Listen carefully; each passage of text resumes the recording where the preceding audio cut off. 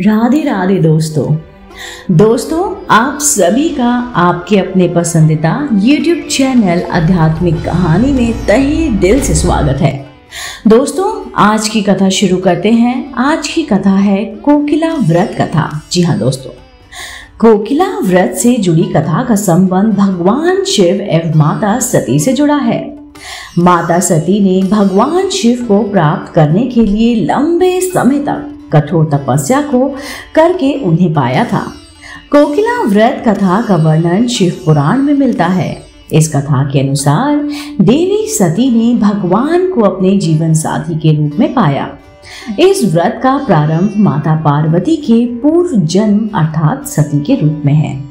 देवी सती का जन्म राजा दक्ष की बेटी के रूप में हुआ। राजा दक्ष को भगवान शिव अत्यंत प्रिय थे, यानी कि वो उनको पसंद नहीं करते थे। राजा दक्ष एक बार यज्ञ का आयोजन करते हैं। इस यज्ञ में वे सभी लोगों को आमंत्रित करते हैं। ब्रह्मा, विष्णु व सभी देवी देवताओं को आमंत्रण मिलता है, किंतु भगवान शिव को नहीं बुलाया जाता।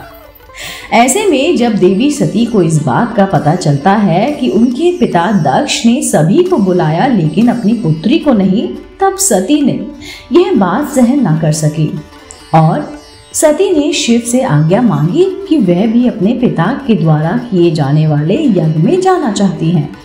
शिव ने सती को कहा कि बिना बुलाए जाना उचित नहीं होगा, फिर चाहे वह उनके पिता का घर क्यों ही ना हो। सती शिव की बात से सहमत नहीं होती हैं और जिद करके अपने पिता के यज्ञ में चली जाती हैं। वह शिव से हट करके दक्ष के यज्ञ पर जाती हैं और क्या देखती हैं कि उनके पिता ने उन्हें पूर्ण रूप से तिरस्कृत किया, यानी कि उनका अपमान किया। दक्ष केवल सती का ही नहीं अपितु भगवान शिव का भी अनादर करते हैं, उन्हें अपशब्द कहते हैं। सती अपने पति के इस अपमान को सहन नहीं कर पाती और उसी यज्ञ की अग्नि में कूद जाती हैं। सती अपनी देह का त्याग कर देती हैं। भगवान शिव को जब सती के बारे में पता चलता है तो वे यज्ञ को नष्ट कर दक्ष के अहंकार का नाश करते हैं। सती की जिद के कारण प्रजापति के यज्ञ में शामिल होने तथा उनकी आज्ञा न मानने के कारण वे देवी सती को भी श्राप दे देते हैं कि हजारों सालों तक कोयल बनकर नंदन वन में घूमती रहे।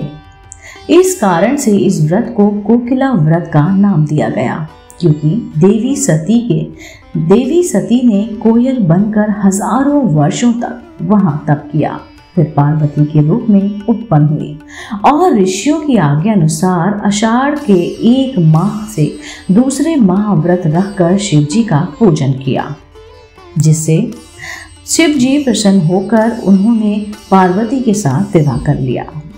अंत में यह व्रत कुंवारी कन्याओं के लिए श्रेष्ठ पति प्राप्त करने वाला माना जाता है। ओम नमः शिवाय। दोस्तों उम्मीद करती हूँ आपको आज की कहानी कोकिला व्रत कथा जरूर पसंद आई होगी। अगर आप ऐसे ही धार्मिक पौराणिक कहानी कथाएं सुनना पसंद करते हैं तो आप मेरे चैनल आध्यात्मिक कहानियों को तुरंत से लाइक कीजिए, शेयर कीजिए और सब्सक्राइब कीजिए। मैं आपको मिलती हूँ जल्द ही इसी चैनल पर नई रोचक जानकारी और कहानी के साथ। आप देख रहे थे आपका अपना पसंदीदा YouTube चैनल आध्यात्मिक कहानियाँ।